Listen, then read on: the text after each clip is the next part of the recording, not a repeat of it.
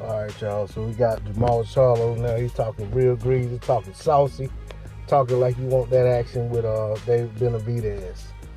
You know, I'm a fan of Charlo cleaning up business at 160, trying to get those bouts with Golovkin, trying to get the bout with Andrade, and I guess with the Japanese guy Murata. I think he's Japanese. The Asian fighter Murata.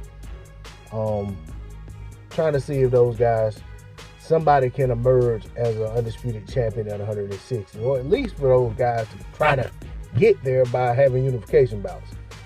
But that doesn't look like that's going to happen. So with that being said, we now have this built-in tension or built-in promotion between Benavidez and Jermall Charlo. So if that's the fight he wants, if him and Ronnie decide that it's time to move up to 168 and that's what they're going to do, then why not go ahead and fight the former champion in Benavidez, who, like Charlo, has never tasted a defeat as a professional. Let's see it. I don't know what his plans would be. Whether he would vacate his belt at 160 and go up and stay at 168, or would it be a one-off, go up there and come right back to defend his strap at 160? Do they do the catch weight route? Or is it just a whole bunch of talk and we're not going to get a fight and we're not going to get any closer to the fight than we are today?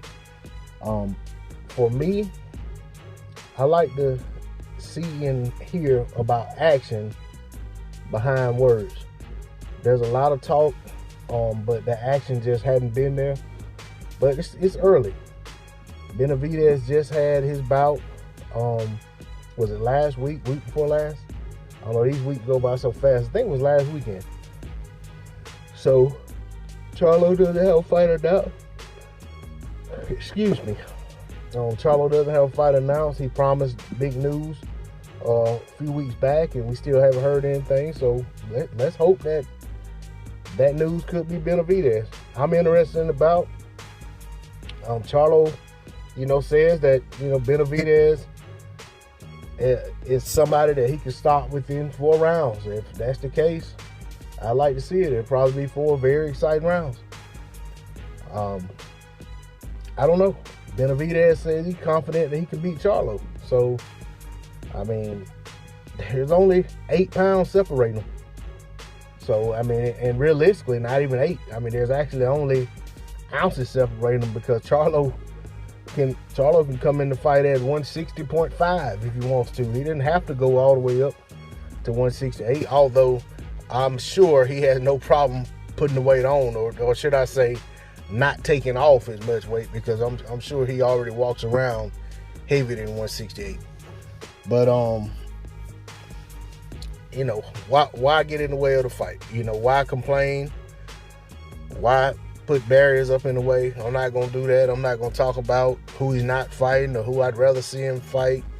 Other than to say what I've already said. I like to see Undisputed at 160, but if he goes up and leaves that belt vacant, then there's an opportunity for somebody else to get in the conversation.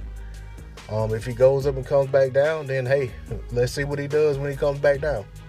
I'm eager to see it. I'm excited about it, although I don't sound like it. It's just that I'm a little, pessimistic when it comes to these fights actually being made rather than just being talked about. But we'll see what happens. D-Lo 404 Boxing. Like, share, comment, and subscribe. I'm out. Peace.